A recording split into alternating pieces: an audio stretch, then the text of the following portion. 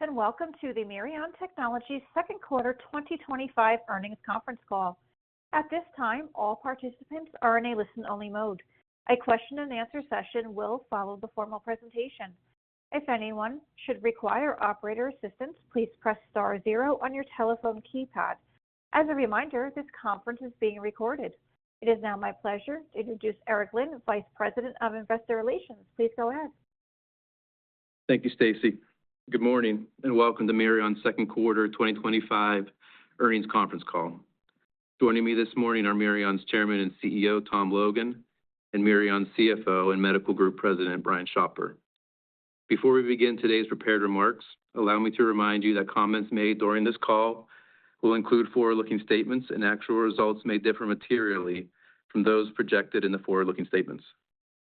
The factors that could cause actual results to differ are discussed in our annual report on Form 10-K, quarterly reports on Form 10-Q, and in Mirion's other SEC filings under the caption Risk Factors. Quarterly references within today's discussion are related to the second quarter ended June 30th, 2025, unless otherwise noted. The comments made during this call will also include certain financial measures that were not prepared in accordance with generally accepted accounting principles. Reconciliation of those non-GAAP financial measures to the most directly comparable GAAP financial measures can be found in the appendix of the presentation accompanying today's call. All earnings materials can be found in the Investor Relations section of our website at www.mirion.com. With that, let me now turn the call over to Tom, who will begin on slide 3. Eric, thank you, and a warm welcome to everyone on today's earnings call. As always, we appreciate your interest in the company. Taking a look at our Q2 results, we demonstrated continued progress on key financial and strategic objectives, most notably increasing adjusted free cash flow generation, stepping up our M&A game, and optimizing our capital structure. I'd like to thank my many Mirion colleagues for delivering another solid quarter. In addition, we've increased key components of our 2025 guidance based upon a bullish outlook for the second half. We'll have more on this in a bit. Beyond quarterly results, I'll spend some time discussing the growing momentum in the nuclear power sector, specifically how it is increasing Mirion's opportunities across the installed base, new utility-scale projects, and small modular reactors, or SMRs. Regarding M&A, last night we were very pleased to announce the acquisition of Certrec, a leading provider of regulatory compliance solutions to the U.S. nuclear industry and the wider energy power market. We are incredibly excited to welcome the Certrec team on board and believe that together we can better serve the rapidly growing North American energy markets. Let's turn to panel 4 to get into the details. Second quarter revenue totaled $222.9 million. This reflects a 5.4% increase in organic revenue and a 7.6% increase in total revenue versus Q2 2024. Higher revenue reflects a $2 million tailwind from our medical segment due to shipment timing from tariff impacts. And importantly, all 6 end markets from both segments contributed to the growth. Second quarter adjusted EBITDA was $51.2 million, up 4.9% versus last year's second quarter. The medical segment was a positive contributor in the quarter. Conversely, nuclear and safety segment EBITDA was negatively impacted by non-recurring items. During the quarter, we made significant improvements to our capital structure. In May, we successfully completed a $400 million convertible note offering. Later in the quarter, we refinanced our Term Loan B with a smaller $450 million term loan. The improved capital structure gives us the flexibility for further capital deployment and lowers our total cost of capital. Next, we generated $6 million of adjusted free cash flow in Q2, an 11% conversion of adjusted EBITDA. This, coupled with better than expected first quarter cash performance, undergirds our increased 2025 adjusted free cash flow guidance. Finally, second quarter orders grew by 1.6%. This growth was primarily from our medical segment. Nuclear and safety segment orders were lower in the quarter, which was not particularly surprising given the tough comp from the second quarter of 2024. As you may recall, we experienced 17% order growth in the nuclear power end market in Q2 of last year. This comp, combined with timing dynamics, resulted in lower nuclear and safety segment orders in Q2 2025. Despite this, we're highly encouraged by growing engagement in the nuclear ecosystem. Year to date, we've booked approximately $9 million in SMR-related orders with 5 different players.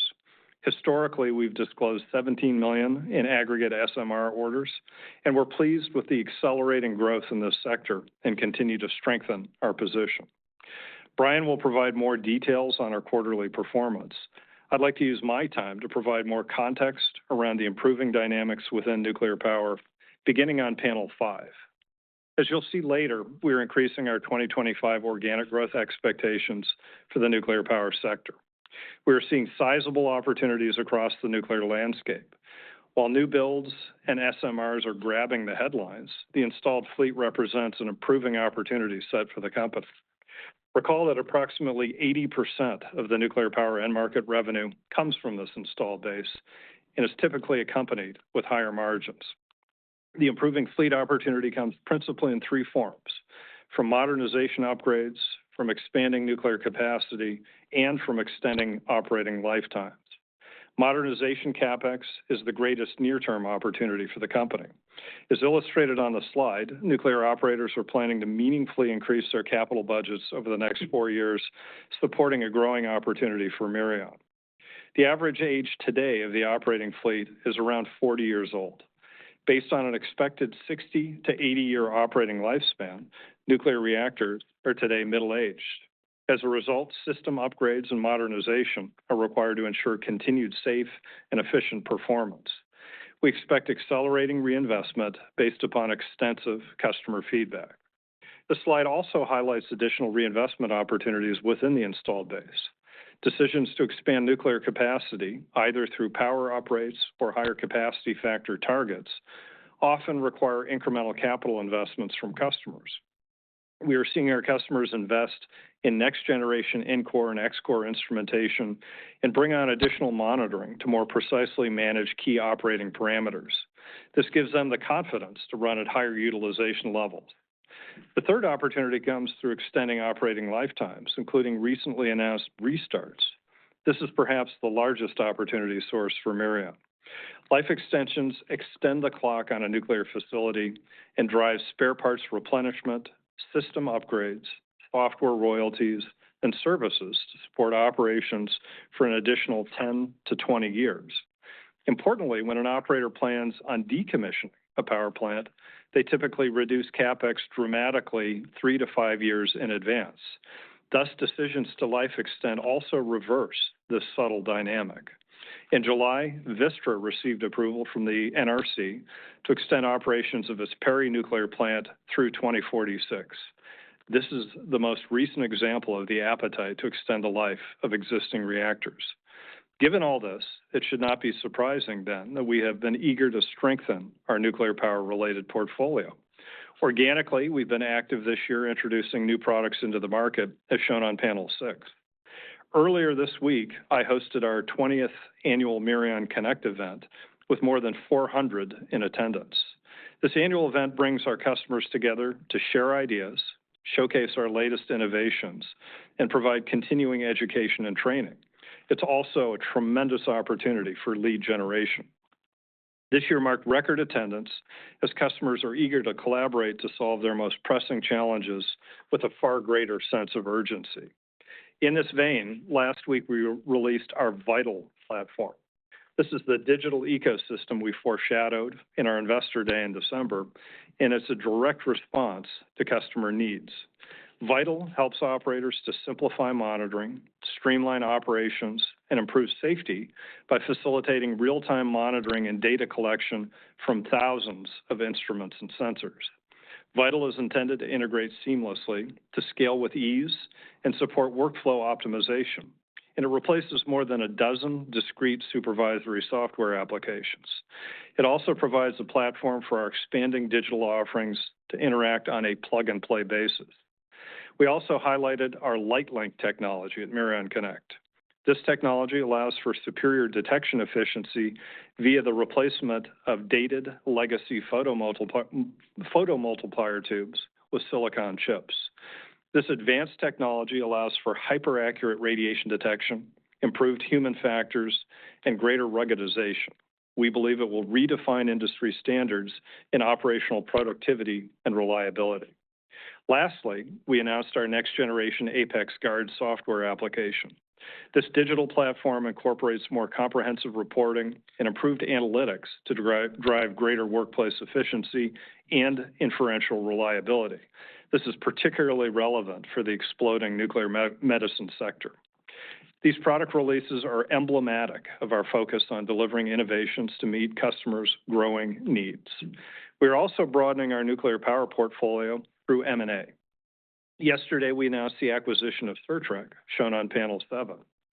Approximately 55% of Certrec's revenue comes from nuclear power customers, including the operating fleet, new utility scale projects, and small modular reactors. Today, every U.S. nuclear reactor facility employs at least one Certrec solution. Certrec's business has grown double digits since 2022, and we believe we can enhance that growth with commercial synergies enabled by our vast global network. As previously mentioned, nuclear power operators are looking to extend operating lifetimes and expand existing nuclear reactor capacity. Certrec solutions help support these objectives by streamlining the regulatory burden. Certrec's solution set is also relevant to the SMR sector. Today, there are approximately 127 SMR designs globally, each trying to navigate a complex and burdensome regulatory environment. Certrec's leading position in this space means they will likely benefit regardless of which SMR technologies ultimately prevail. The other 45% of Certrec's revenue comes from the bulk electric system, generally referred to as the grid. This industry is regulated by the North American Electric Reliability Corporation, or NERC, and includes power generating assets above 20 megawatts connected to the power grid. Till recently, this threshold was 75 megawatts. This is an important distinction as this regulatory change expands the number of assets under NERC's purview by approximately 65%. This represents an additional revenue opportunity for Certrec. In short, this is a fast-growing market in which Certrec is extremely well positioned. We look forward to growing our presence in this space. With that, let me turn it over to Brian to discuss the quarter and 2025 guidance. Brian? Thank you, Tom, and good morning, everyone. I'll pick up on slide 8 with details on our second quarter order performance. Orders grew 1.6% in the quarter, driven by our medical segment. Nuclear and safety orders were lower year over year due to a tough prior year comp from the nuclear power vertical. Nuclear power-related orders increased 17% in the second quarter last year. These orders can be a little lumpy, and we're expecting an accelerated order book in the second half of the year, based upon our current pipeline.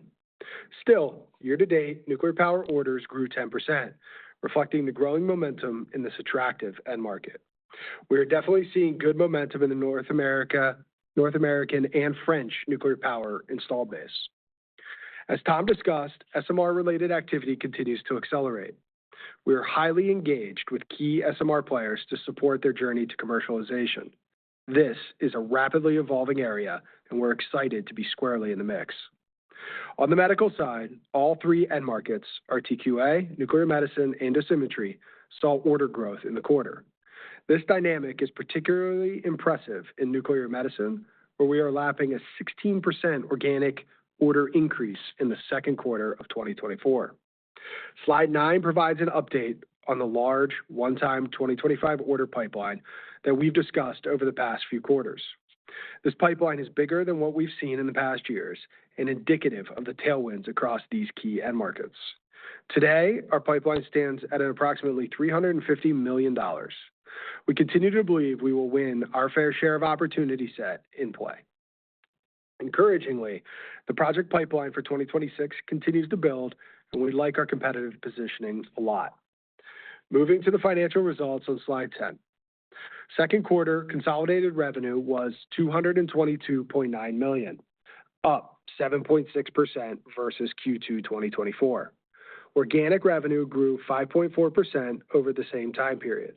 As expected, FX was a positive contributor to revenue growth given the weaker U.S. dollar environment versus the euro.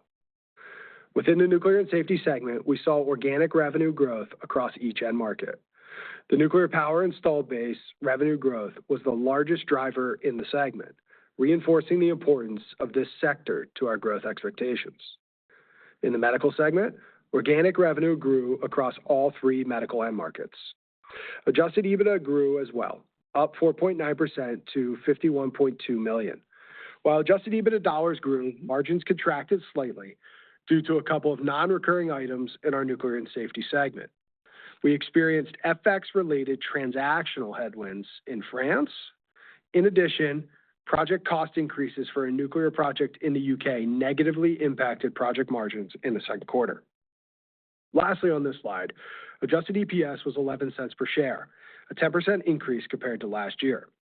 Note that this includes 17.3 million additional shares related to the convertible notes.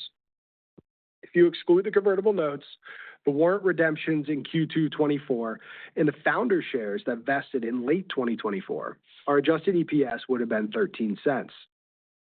This provides a more apples-to-apples comparison. Regarding the convertible note shares, from a GAAP perspective, we're required to use the fully diluted share count. You can see on slide 29 in the appendix how the convertible and cap call structure impacts share count at certain share prices. Most importantly, there is zero dilution until the share price approaches $35, and even at $60 per share, the effective dilution is approximately 40% of the GAAP number. Moving to the segments, beginning on slide 11. The Nuclear and Safety segment revenue grew 5.8% to $141.7 million. Organic revenue grew 2.9% in the quarter. Year-to-date, organic revenue grew 5.2% through the first half of the year.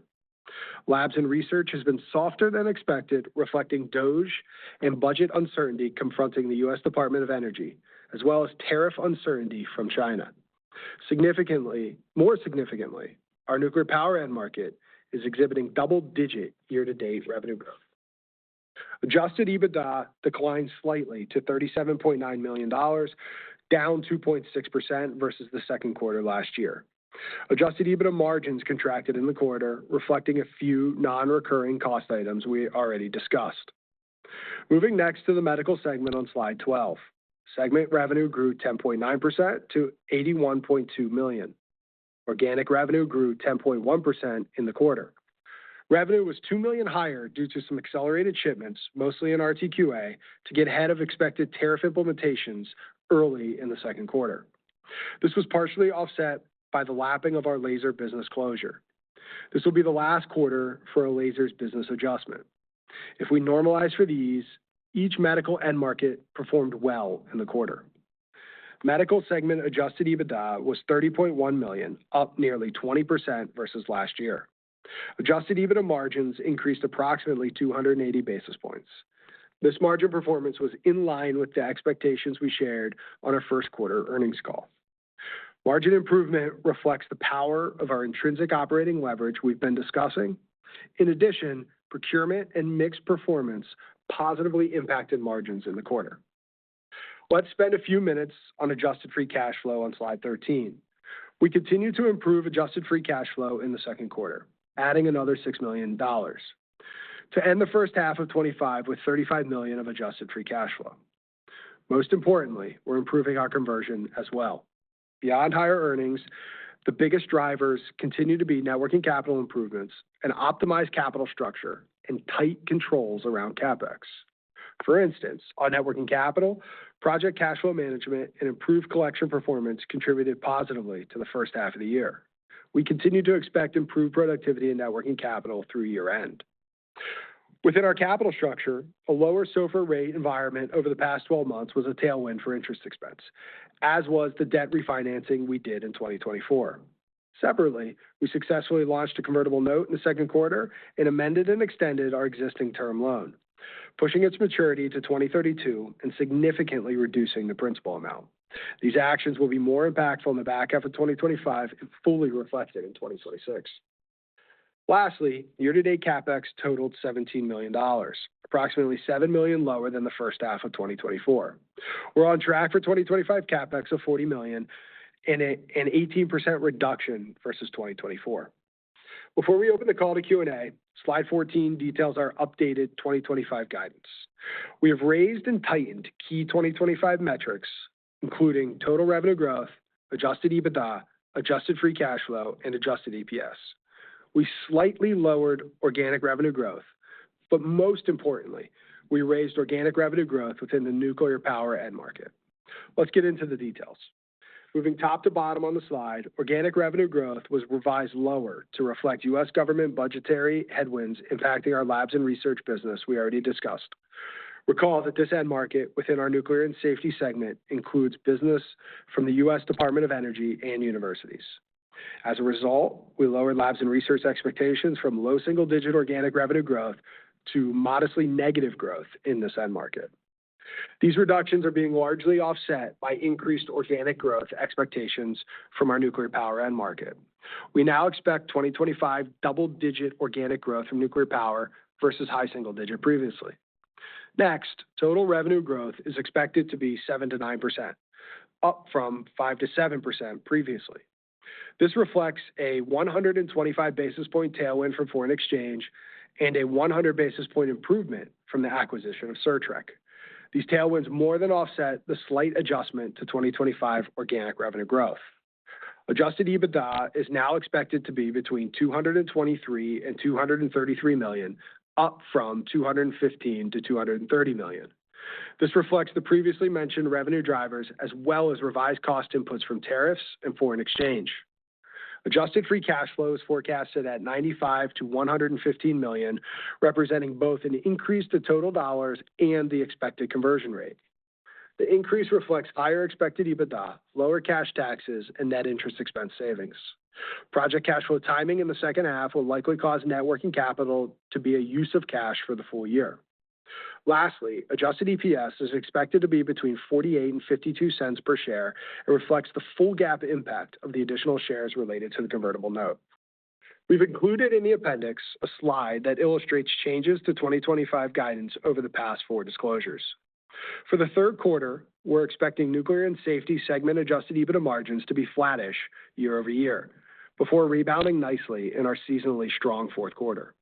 In our medical segment, adjusted EBITDA margins should show slight year-over-year expansion.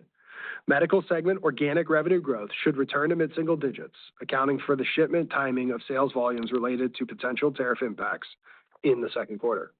With that, we're happy to take your questions. Thank you. We will now be conducting a question and answer session. If you would like to ask a question, please press star 1 on your telephone keypad. A confirmation tone will indicate your line is in the question queue. You may press star 2 to remove yourself from the queue. For participants using speaker equipment, it may be necessary to pick up your handset before pressing the star keys.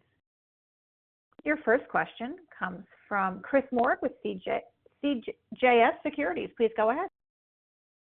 Hey, good morning, guys. Thanks for taking a couple. Chris. Good morning. And maybe just start on the new nuke side. So obviously it takes many years to get a new nuclear plant from concept to energy production. Can you at all quantify the number of new opportunities you're looking at now, say, versus 2 years ago? Yeah, I mean, broadly speaking, Chris, what I would tell you is that both the quantum of new projects and the desired timing of those projects continues to accelerate. I think historically we have touted the strategic alliance we forged with EDF in France that could span well over 20 years and cover all of their new EPR reactors, of which many are planned for France, the balance of Europe, and other parts of the world. But we're encouraged of late by what's happening here in the U.S. I think if we had been having this conversation certainly 2 years ago, even a year ago, we still would have been skeptical about the prospects for new utility scale nuclear in the U.S. But right now it is being openly discussed that Westinghouse, one of the leaders in the global reactor design space, is talking about up to 10 new AP1000 reactors in the U.S. With starts prior to 2030. So this is very encouraging. And again, it's kind of the tip of the iceberg because you have to go well beyond utility scale, well beyond Westinghouse and EDF, and look at the many other players globally. The Russian firm Rosatom, the Koreans, certainly the Chinese, all players in that utility scale space. But on top of that, you again have this array of SMR players. You know, the 127 discrete projects that we talked about. And what's happening today that may be a little bit different is that not only are we seeing an accelerating pathway, again, just driven by the extreme urgency caused by this AI catalyzed shortage of electrical power, but also caused by meaningful shifts in policy stance, particularly in the U.S., is that people are moving faster and more deliberately and with greater confidence. And so as a consequence, right now, we are engaged in many strategic discussions that go beyond simply project-related or transactionally oriented deals to frame agreements where all of the major players are looking to consolidate supply chains, link up with strategic partners that can really carry them through the next decade and beyond. And this is what I'm more excited about than anything in this space. Again, just the magnitude and the intensity of the activity here is enervating. So, well, I'm not going to give you a specific number. I would tell you that again, the quantum is growing, timelines are accelerating, and I think the tangibility of what's there continues to solidify. So we're pretty fired up about this. That's really helpful. Maybe just a follow-up. Could you talk a little bit more about the Certrec acquisition? You know, how it fits in with the core business and, you know, synergies, and why you're so excited? Yeah, Certrec is an unbelievable company. It's founder-led. Ted Enos built the business and has run it throughout its lifetime, and it really is a unique asset that today really defines the space that they're in. You know, we touched on some of the key financial metrics in terms of how it's performing, $17 million in revenue, very, very attractive margin profile, incredible customer retention, 110% net revenue retention overall. Their platform includes 15 different SaaS applications, and they play today within a total addressable market that's just shy of $900 million. What's also very, very interesting about Certrec is that they possess 15 terabytes of unique industry data, which is an extraordinary number overall. And I think it's self-evident to everybody that when you think about the AI potential that represents, not only in terms of you know, further streamlining their core software and services delivery today, but also what it means in terms of streamlining and accelerating regulatory approval processes. You know, that is incredibly attractive and, you know, one of perhaps the less visible assets with us. The attractiveness to us, firstly, is that the majority of their revenue is in nuclear power. This year, about 50% of their revenue will come from the installed base. About 6% will come from nuclear new builds. And, you know, this is obviously core to our strategic focus right now. And we love it because, again, the recurring revenue, SaaS-based software, massive AI potential here. But on top of that, the other 42% of the business, this NERC-FERC business that extends to the broader electrical grid, is also relevant and important to us overall. Fundamentally, when you look at the value proposition that Certrec brings to bear, you know, at their core, the problems they're trying to solve, the customer pain points are that today, you know, absent a solution like theirs, There's significant risk of human error. There is an immense volume of complex standards to track, to understand, and to apply. You have a situation where industry experts that really have the legacy knowledge are retiring, and insufficient expertise, is a real threat on the customer side. The solution that Certrec offers essentially is the ability for their customers to outsource non-core mission-critical functions, to decrease the risk of license revocation, fines, et cetera, to increase communication efficiency with regulators, and fundamentally to ensure grid continuity, sufficiency, and security. So we're excited about it, firstly, because, again, it fits squarely within our focus on nuclear power delivery. It fits squarely within our focus on continuing the digital evolution, and particularly the AI-enabled digital revolution that's taking place in our various markets. And finally, working together with the Certrec team, we think there is a huge opportunity for us to tap into our vast commercial network, to provide them stronger and more efficient infrastructure.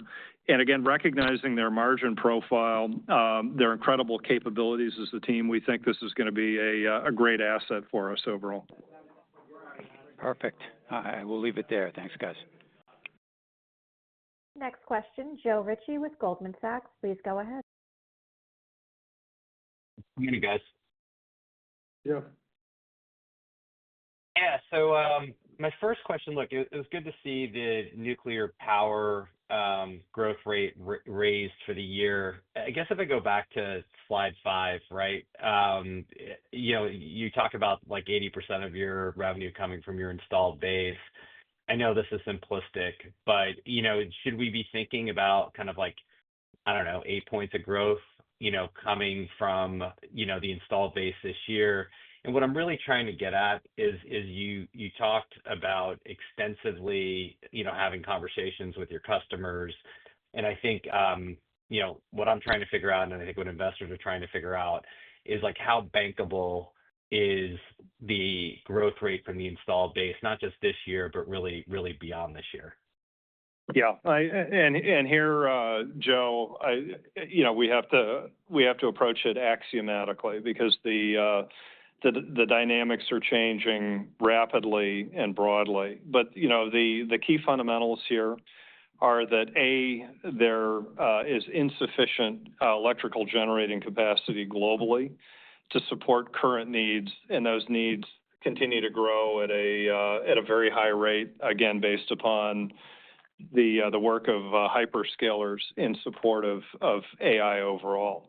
Secondly, policy shifts clearly have favored nuclear power, not just in the U.S., but around the world. And market dynamics have adjusted to make nuclear power plants very profitable. And so fundamentally, over what has been about a 5-year period, we have seen a shift from, kind of tepid fundamentals in that market to very, very strong fundamentals. And recognizing that over the last 20 plus years, this has been a tough market. Over much of that time, nuclear power stations were losing money, and many were targeted for early decommissioning. So as a consequence, we have a buildup of underinvestment in those power plants where, people were operating under extreme capital rationing modes. And so the first thing that's happening is that, as we see capital budgets swelling, operators are investing in current infrastructure to modernize it, bring it back up to snuff, and then to prepare for the things that we touched on, which is the broader modernization, trying to operate plants at higher capacity factors, contemplating uprates and life extensions across the board.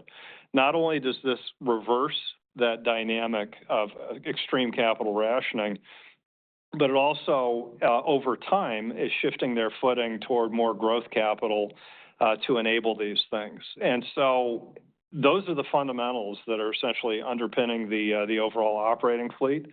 And at the end of the day, when you look at the broad array of solutions, not just instrumentation, but software, and now with the Vital platform, Vital-enabled software and services. The fundamentals are like nothing that we have seen literally in a generation.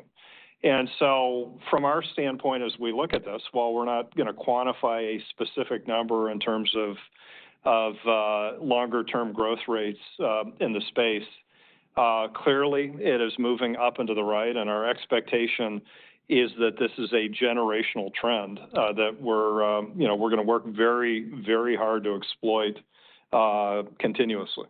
Yeah, maybe just one, added color without giving you the exact numbers, Joe. One of the things I pointed out in my commentary is, we've seen year to date good growth out of both North America and France. These are both installed base markets for us today. I think we're encouraged by the new build opportunities in both markets with what EDF's announced in France and, Tom's comments on Westinghouse. But today they're basically installed base markets for us. So, I think you can read that as you will. No, that's helpful qualitative color, guys. I guess shifting to orders and the $350 million pipeline that you guys have discussed. I fully recognize also the second quarter you guys had a tough comp. I guess what we're trying to understand is like, has the 350 kind of pushed to the right a little bit? Is the opportunity still substantial into the second half of the year? And I guess specifically, I'm going to go back to numbers, but could there be a quarter where you guys see, like a $300 million plus order quarter because of this, large opportunity that you have in front of you? So I think we're unlikely to see a $300 million order quarter. But having said that, again, as Brian said, we like where we sit in this opportunity set overall. Some of it has shifted to the right, mainly the government-related stuff because of DOGE-related noise and budgetary uncertainty. There is some possibility that given the government year-end and at the end of September, that we may see a little bit of more accelerated order intake in that sector overall. But bear in mind that, when you look at the composition of what's in there, it is government related and new project related in the main. And there's always some risk of timing slippage in these arenas. But what we've said is that, we expect to win our fair share of this. Again, we like where we sit today. Can't control the timing, but, bear in mind that, again, these are large orders that we have called out that go above and beyond the core flow orders in the business. And ultimately, we do expect to monetize a decent chunk of this. I think the other maybe couple of things is one, it's been a fairly consistent number. I mean, this quarter we gave a number versus a range just because we felt like that was more appropriate. Two, I made this comment a quarter ago. Things are have moved in and out. So new things have come in, other things have moved out. I think that's actually encouraging, not discouraging. And I also would tell you we like what we're seeing into 26 on some of these larger projects. We haven't decided if we're going to quantify kind of what those numbers look like, but I would say the 26 pipeline on larger deals continues to build, and every week and every month there's new stuff kind of being added. Again, timing kind of continues to be a little bit the wild card, but we feel we continue to talk about it, which means we continue to feel pretty good about it. Got it. If I could just sneak in one more for you, Brian. Just Sure. the margins on nuclear and safety, and specifically the project cost increase in France. Understand like the FX transactional piece of the issue. What I'm trying to understand is whether there is kind of like a lingering margin issue or cost issue associated with that project that maybe kind of hampers margins through the rest of the year. I'm just trying to understand like the implications of it. No, the challenge with just the accounting of the large projects is, if you're significantly way through the project and there's some costs that come, you have to take a significant amount of that cost all at one time in a quarter. So it just shows up weird in a quarter as you're truing those things up, Joe. less, more than we're worried about project margins. This project actually will end up with kind of margin rates we expected when we started the project. That's ebbed and flowed over the 5+ years that we've been executing on it. So, look, we are super proud of the team in France. We've seen just an amazing kind of up and to the right out of that business since 2 years ago. We have a lot of confidence in everything they're doing, and we're excited about both the operational and the commercial direction that's happening in Europe, more than probably, as much as anywhere else, candidly, and in some instances more. So I think we're making great progress operationally, and I think you'll continue to see that in the numbers. I would tell you, we're not backing off our 30% number. We're still very squarely committed to that by 28. Next question, Andy Kaplowitz with Citigroup. Please go ahead. Hey, good morning, everyone. Morning, Andy. Morning, Andy. Tom or Brian, maybe I'll try Joe's question in a slightly different way. If we're sitting here at the end of the year, would you be quite disappointed if your backlog, or at least your commercial nuclear backlog, isn't higher than it is today? I think we would. Yeah, I think again, given what we're seeing, Andy, that would be a surprise to all of us. So yeah, the short answer is yes, we would be disappointed. Easy enough. And then, Tom, maybe just the SMR orders.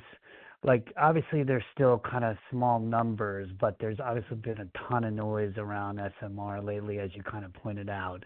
So does SMR orders, do they become a more meaningful part of your order ramp up, even over the next 6 to 12 months? Like, we all kind of thought it was, next decade, but it does seem like there's some real activity here over the next few years. So does it become meaningful faster now, at least in the order profile?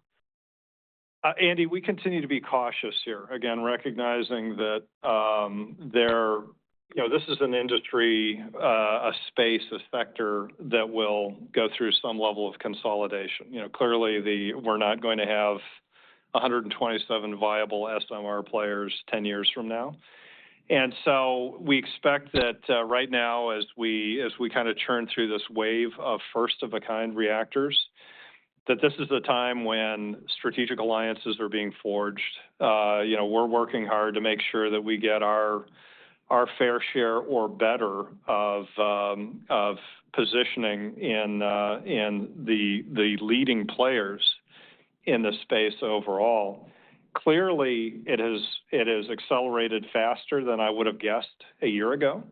And so we like the cadence of what we're seeing. We love the engagement that we're enjoying right now, experiencing with these players, but we're going to continue to be cautious about this. Again, we've got to get through first of a kind, see how those work out, and where the real growth begins is that when you then get into the broader proliferation and extension of the first of a kind types. So again, we continue to be cautious. We're happy that we are seeing an acceleration, but I'm not going to call for some dramatic spike above and beyond where we are.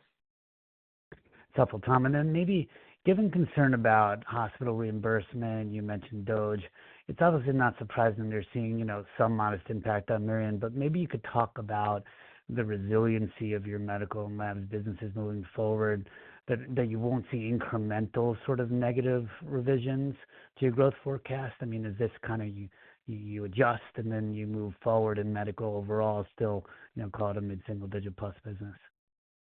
Yeah, this is an area where I think we've highlighted over the last 3 quarters that, we're watching this. Clearly, there is a lot of battlefield haze right now within the medical community overall, just given the uncertainty around budgetary dynamics. DOGE was a part of that. Certainly in the recent tax bill, the cutbacks to Medicaid are a part of that overall.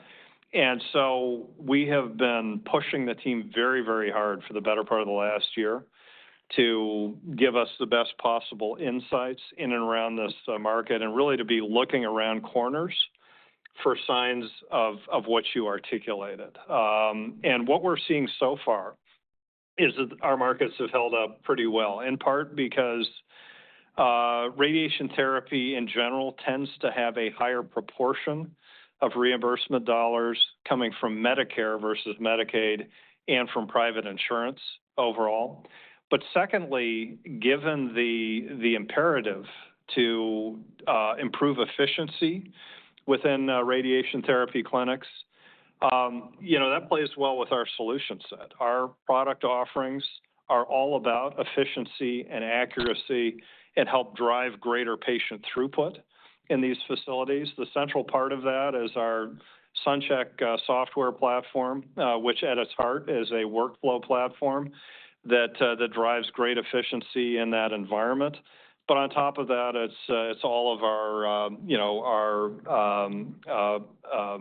hardware applications that, in a very efficient fashion, across different RT platforms, so not just Varian, but Elekta and others, help support that kind of efficiency. So to be clear, we continue to be very watchful around this market and the dynamics. We are pushing the team hard to give us any early signs that there may be a change or an erosion in the rate of growth. I would tell you that today we have not seen that as of yet. Next question comes from Yan Zi with B. Riley Securities. Please go ahead. Good morning. Thank you for taking our questions. Can you help us understand the current supply and demand dynamic with your nuclear medicine customers? Are they sensitive to pricing due to the current funding status, or is the demand growing much faster than the supply right now? Yeah, Yuan, what I would say is that if you look at, there are really two components associated with our nuclear medicine business. One is kind of our core hardware offerings, where the franchise product there would be dose calibration instruments, and above and beyond that is clinical instruments and transport equipment, compounding equipment, syringe shields, and the like. But really think of dose calibration instruments as being the bellwether. And then the second major component is our software platform, our EC² software platform, which uniquely is connecting drug makers and isotope producers and CDMOs and radiopharmacies and clinics. When we look at the overall growth rates and the demand that we're seeing, we do like our positioning. If you look at the margin profile of this business overall, it continues to improve, which is emblematic of a combination of both pricing power as well as the fact that we are mixing up in this space principally through higher proportion of software sales overall. But the fundamentals here continue to be tracking with our expectations. That they're, as you know better than most, the theranostic movement, the theranostic revolution is real, and we're seeing a lot of activity in and around that. So, our view is that if the trends continue, as we believe they will, that will continue to drive margin accretion in our business and support the kind of longer-term growth that we've called for. Got it. Thanks for the helpful color there. It's also great to see the strong SMR backlog growth in 2025. Sorry, I have to ask Andy's question in a slightly different way. If we exclude SMR in the order books in both 2Q 2024 and 2Q 2025, what is the growth from the conventional nuclear power in the order book?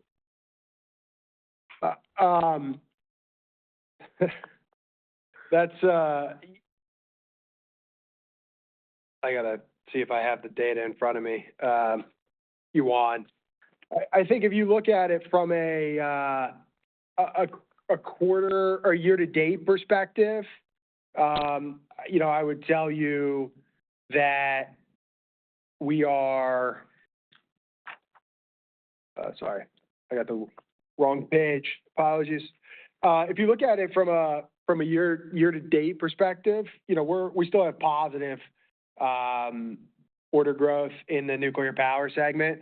Again, you got to be a little bit careful kind of trying to parse things in and out here because of the lumpiness of some of the orders, which is why I don't want to give a precise number because at the end of the day, that could change with when we win a large order in the third or fourth quarter. So, we still feel very good about the order dynamics, even if you exclude the larger SMR order that we're seeing kind of in the underlying base.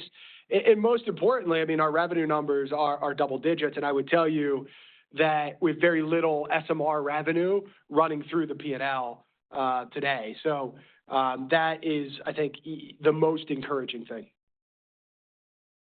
Yep, got it. Thank you. Next question, Rob Mason with Baird. Please go ahead. Yeah, good morning. Thanks for taking the question. Tom, I wanted to go back to your conversation around the install base in nuclear power, where you talked about the larger buckets of opportunities, but you mentioned life extensions, perhaps the largest opportunity for Mirion. Is there a more quantitative way that we can think about that? You've been helpful in the past talking about content per reactor on new builds. Maybe on a per megawatt basis, and I'm sure there's a much more variability, around life extensions. But is there a metric that we can, think about to properly size what that opportunity could be? Rob, we've not guided a specific metric because this is something that can vary depending on the type of reactor. Is it a pressurized water reactor? Is it a boiling water reactor? Is it a heavy water reactor? And so there's variability in and around all of those things.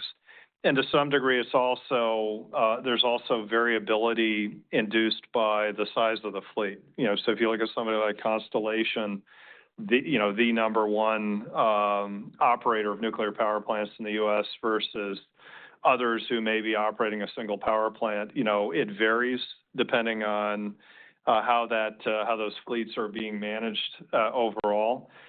But what we have said, and what I would reiterate here, is that when you are looking at a life extension event, that typically that is a trigger for a higher degree of modernization, CapEx, relating not only to instrumentation but also to software.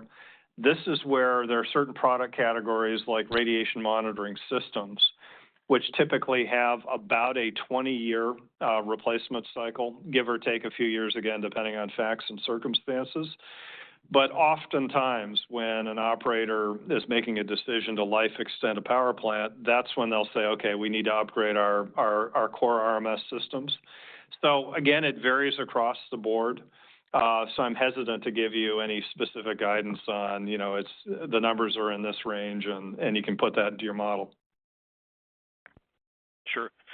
Well, maybe this is somewhat related. During the quarter, you did announce the partnership with Westinghouse around, some of your instrumentation in particular. My sense was historically that Westinghouse fleet, you had not had as high representation there. So, am I right in thinking about, this is more around potential share gain on top of replacement activity for you within that fleet? And is there any way to, put some, broader numbers around what that opportunity could be?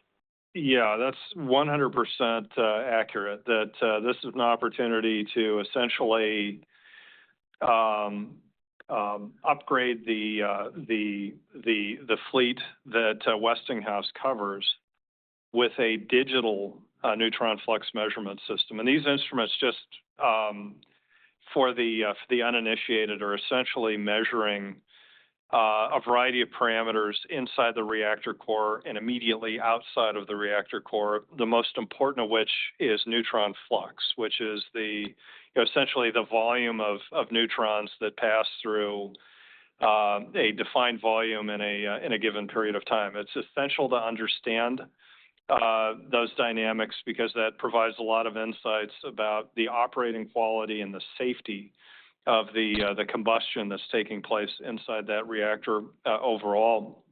Our digital solution is unique. Westinghouse obviously sees it as a great opportunity in their broader service and maintenance business to utilize this as kind of a core offering in upgrading reactors overall. We see a sizable opportunity to retrofit the installed base within the U.S. and more broadly, not just through the Westinghouse deal, to leverage this technology on a global basis overall. So, in our view, this is an opportunity for share pickup. It's not merely replacing our legacy products with something newer and better. Very good. Maybe just last question, Brian. In talking about the margin expansion, I guess in medical, you mentioned procurement is one of the contributors, and that was obviously something that was part of the algorithm that you unveiled at the Investor Day around 2030 margins. But could you just update us more broadly, where you are in that effort relative to, the target that you issued at that time? And how should we think about just phasing in of that procurement? And like I think I said to Joe, we're still very committed to the 30% EBITDA margin target. Obviously, this year, our guide still indicates kind of more than 100 basis points of margin expansion. That's our expectation.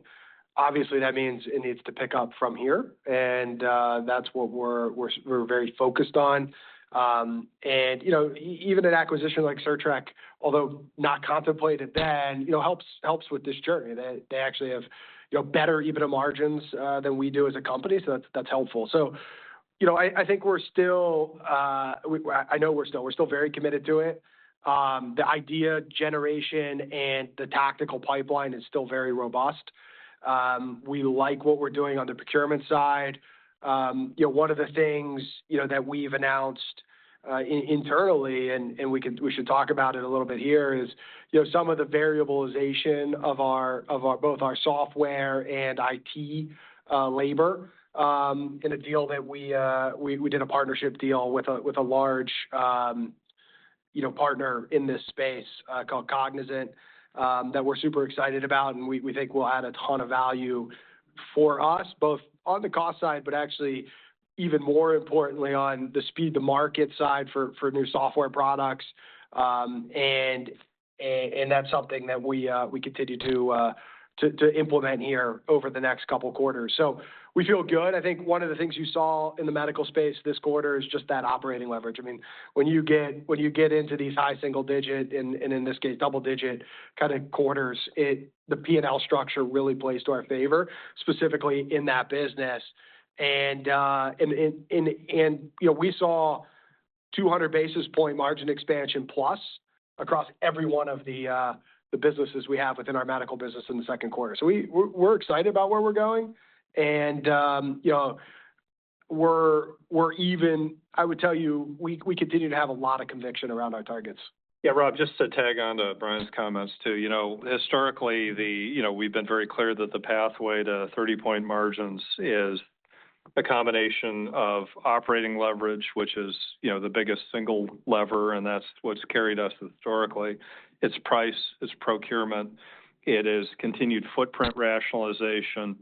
It's the fact that with our clear focus on digital, we expect that we're going to continue to mix up overall from a margin standpoint. But there's something new that's emerging here that I think is worth touching on, and that's AI. In this recent announcement where I've stepped away from running the medical group, Brian has picked that up. A major factor behind that is that I'm dedicating a substantial proportion of my cycles, if you will, toward AI, and we see two enormous opportunity sets in that regard. One is internal, where part of it is the future of work. I know that today, a third or more of my job can be done better with AI and independent autonomous agents. than I can do it personally. I know that to be true for just about every non-shop floor position within our business.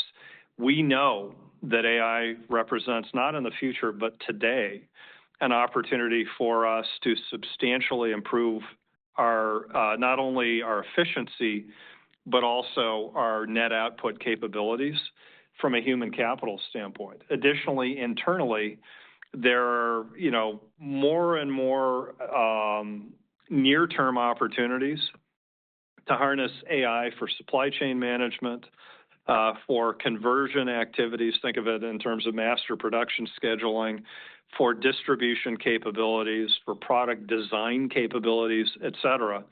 And, we're in the process of really winnowing our hierarchy of priorities to make sure that we're getting after this aggressively.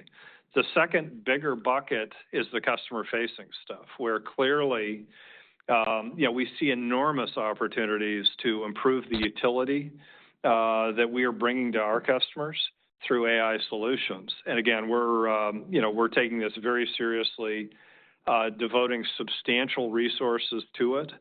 And all of this, at the end of the day, when you come back to the margin equation, is an additive factor to what we've talked about historically. Thank you. I would like to turn the floor over to Tom Logan for closing remarks. Well, folks, thanks again for your time and attention today. Again, we're happy about the quarter.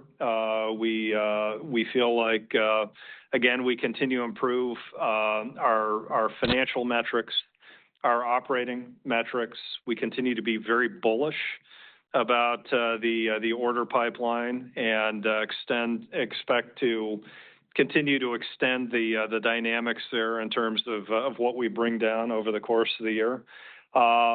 So we continue to enjoy the tailwinds that we see. There continues to be some noise in the market in and around tariffs, global geopolitics, reimbursement dynamics, et cetera. But our view continues to be that the tailwinds beat the headwinds here. We like where we sit and feel good about how the year is unfolding. So again, we appreciate your time and attention today, and we'll very much look forward to speaking with you again next quarter. This concludes today's teleconference. You may disconnect your lines at this time, and thank you for your participation.